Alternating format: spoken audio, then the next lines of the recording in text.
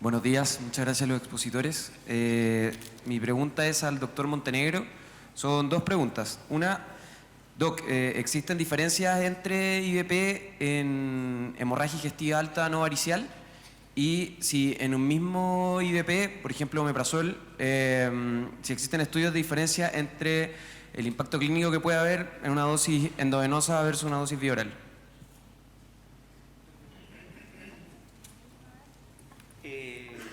En hemorragia digestiva no varicial hay bastante evidencia de que uno tiene que ocupar inhibidores de bomba de protones porque favorecen la agregación plaquetaria, disminuyen mecanismos de fibrinolisis y ayudan a corregir y evitar que el paciente siga sangrando en el fondo. Entonces tienen una indicación precisa. Lo que uno espera en el fondo es que el medicamento logre el efecto de corrección de pH, que es lo que condiciona la mejoría de estos mecanismos de coagulación y de antifibrinolisis, lo más rápido posible.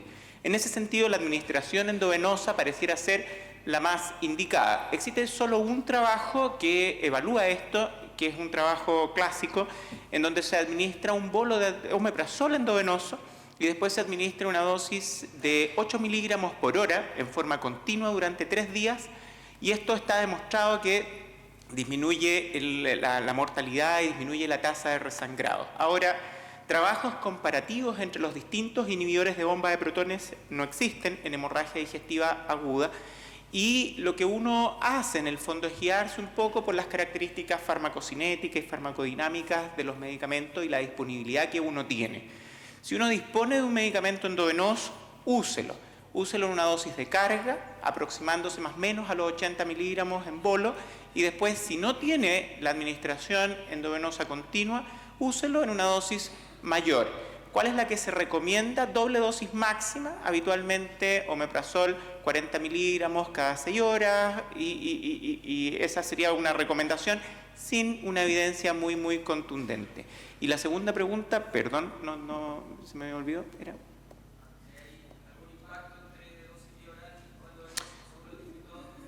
Claro, en hemorragia digestiva aguda, como te digo, el objetivo es lograr el pH más de 4 lo más rápido posible. El medicamento endovenoso tiene una biodisponibilidad que es mayor, a pesar de que todos estos medicamentos por vía oral tienen una buena biodisponibilidad. No hay estudios comparativos orales endovenosos. Yo te diría que si tú no dispones del medicamento endovenoso, dalo oral. Pero si está disponible en endovenoso, comienza con el endovenoso, sobre todo en la sospecha, en el paciente en el box de reanimación, en el box de urgencia, digamos. Es el mejor momento para comenzar el medicamento. ¿Más preguntas? Yo también tengo una pregunta de los inhibidores de bomba de protones.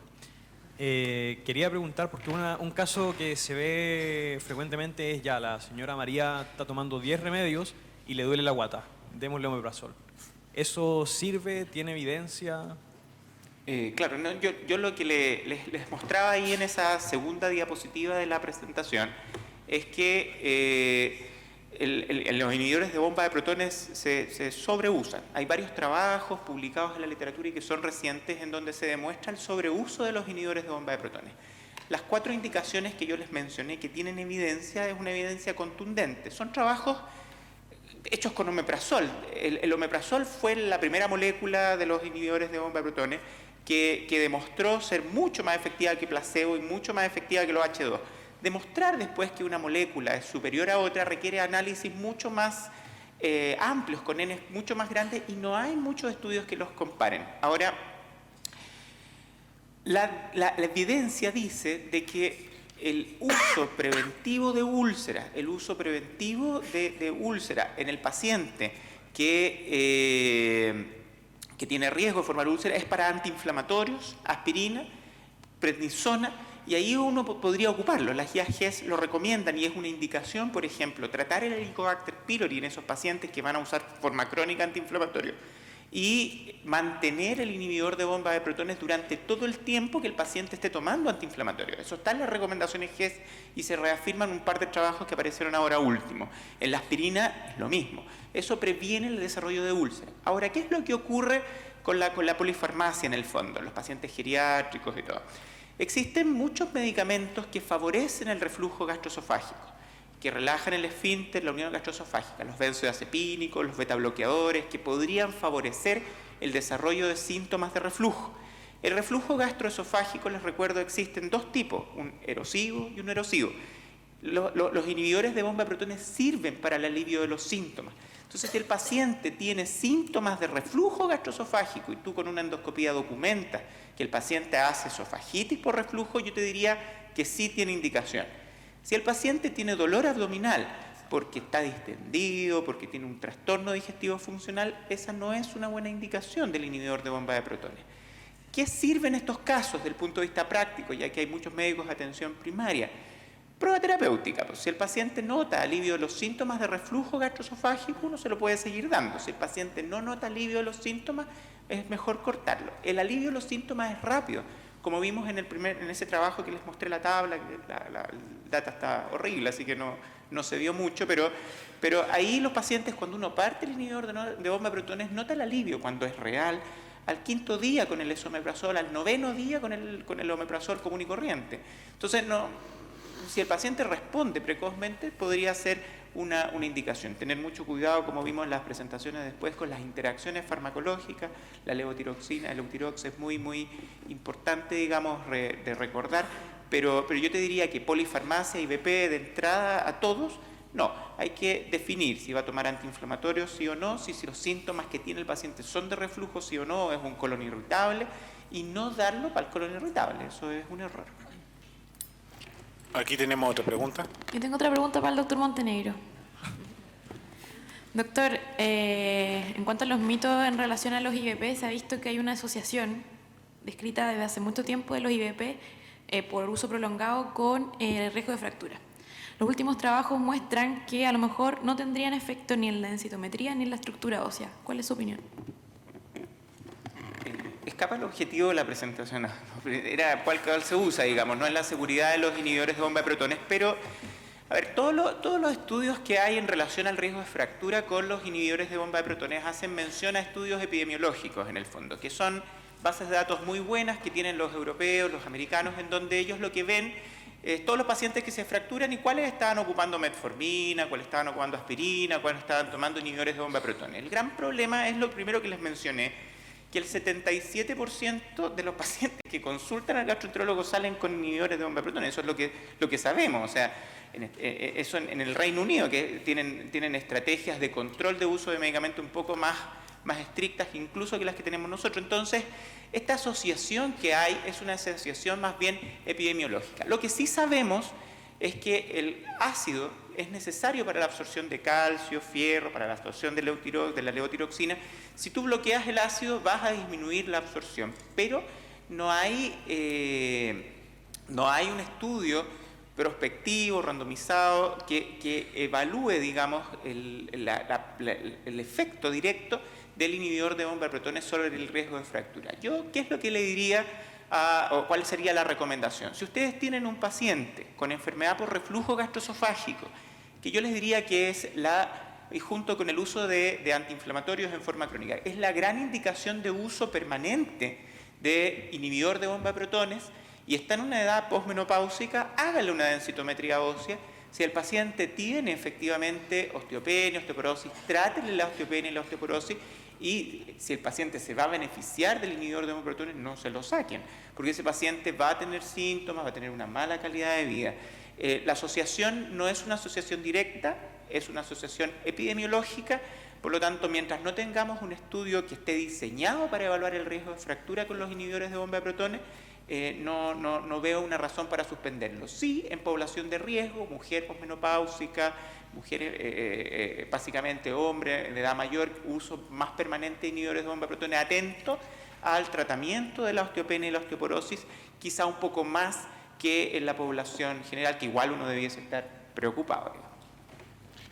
¿Ahí hay otra pregunta? Hola, buenos días. Mis preguntas son dos con respecto al uso de la benzodiazepina. Uno era, se explicó que cuando se usaban de forma crónica para suspenderlas, la dosis se disminuía 25-50% de forma semanal.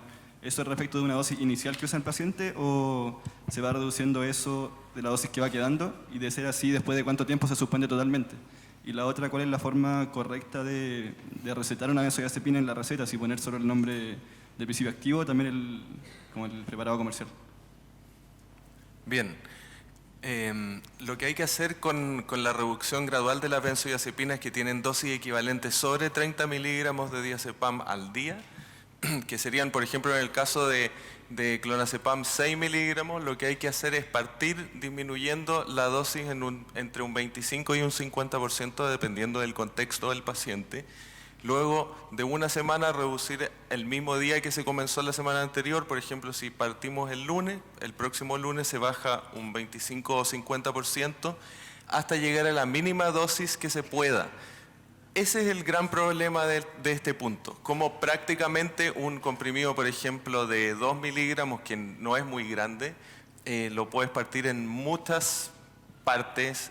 Por ejemplo, en el esquema de menos de 65 años, lo que sugerían era 1/8 de dosis, disminuir cada 2 semanas, por lo tanto se puede plantear que el retiro sería un poquito más prolongado en el aspecto de los fármacos que tienen una vida media más larga, como el caso del diazepam y clonazepam.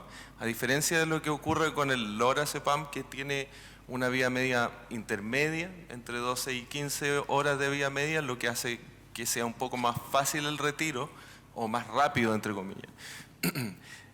No entendí bien la segunda pregunta, respecto de la indicación en la receta.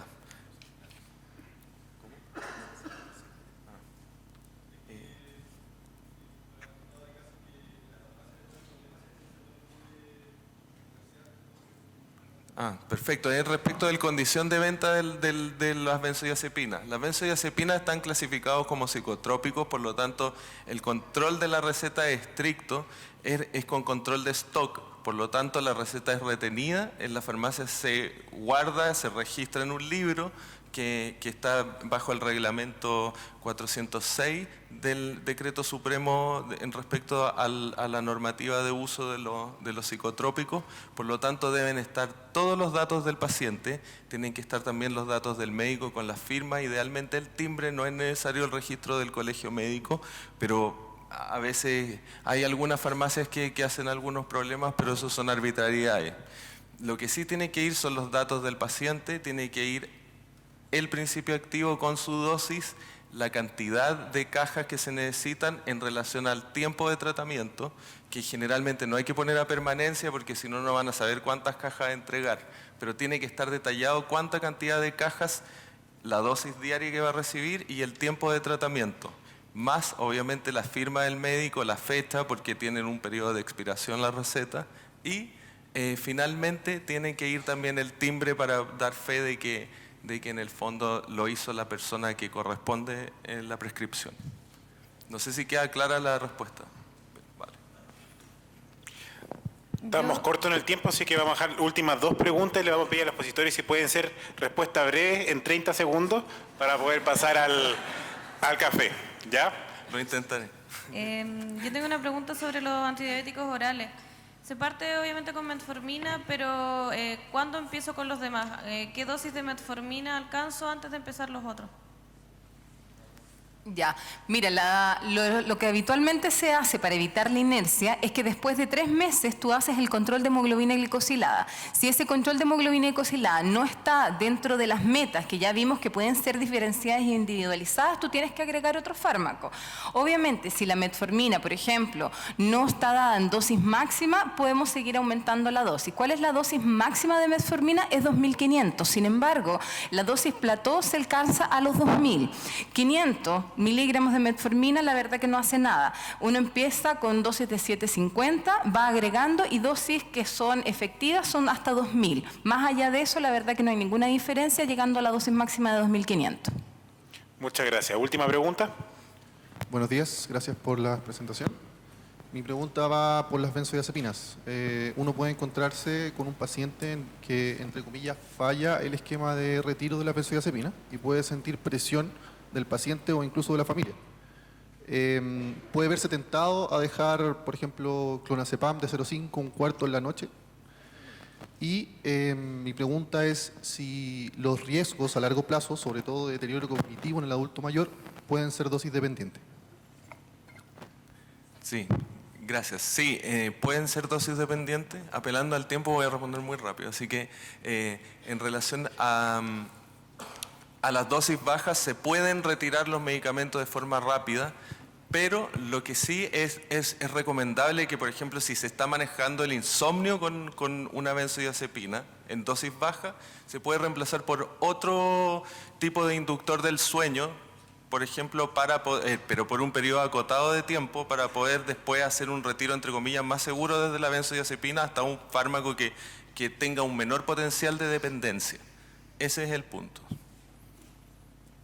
En ese caso, lo que nosotros sugeriríamos, o lo que recomiendan en las guías fundamentalmente es pasar a un hipnótico Z, o si no, podría ser a otro tipo de inductores del sueño como trazodona, por ejemplo, en dosis baja. Muchas gracias.